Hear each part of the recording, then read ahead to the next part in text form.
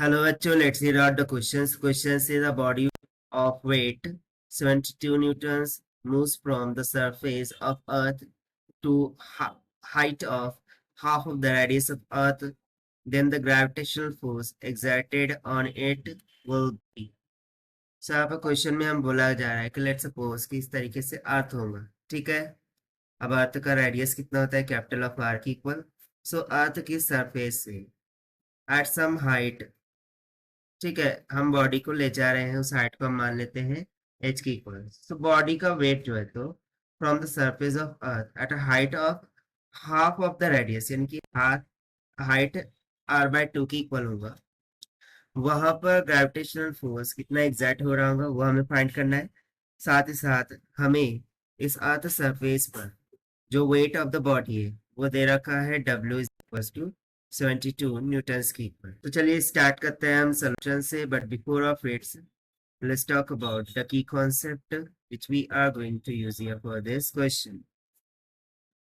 So to solve this question we are going to use the concept of gravitational force. So gravitational force is the force between the two bodies which may be attractive and repulsive in nature, and this can be given by the formula F is equals to capital G into m divided by r square, जहाँ पर capital M और mass of earth होगा, M will be the mass of body, R is the distance और या फिर radius of earth, and G is the gravitational constant. So basically ये जो gravitational force होती है बॉडी पर at the surface of earth, ठीक है। सो हम बोलेंगे एट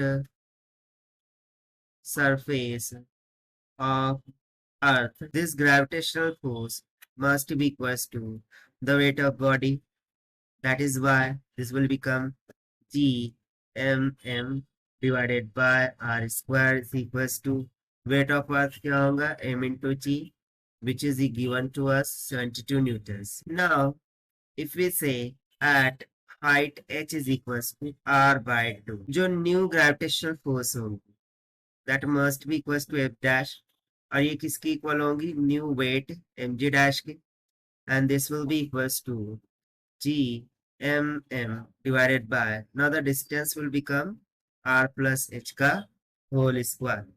अब चूंकि h r/2 है सब्स्टिट्यूट कर देते हैं, so this will be goes to Gmm divided by r plus में r/2 का होल स्क्वायर। सो 2 1 2 2 प्लस 1 3 3 का स्क्वायर 9 हो जाएगा। सो और 2 का स्क्वायर 4 ऊपर चला जाएगा, सो ये हो जाएगा 4 Gmm divided by 9 times of r का स्क्वायर।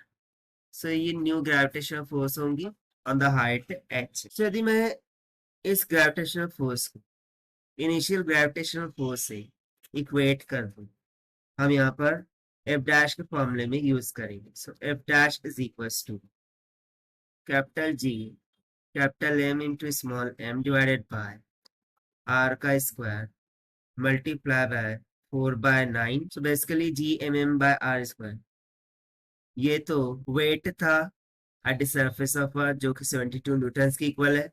सो इसकी जगह पर 72 न्यूटन आ जाएगा मल्टीप्लाई बाय 4/9।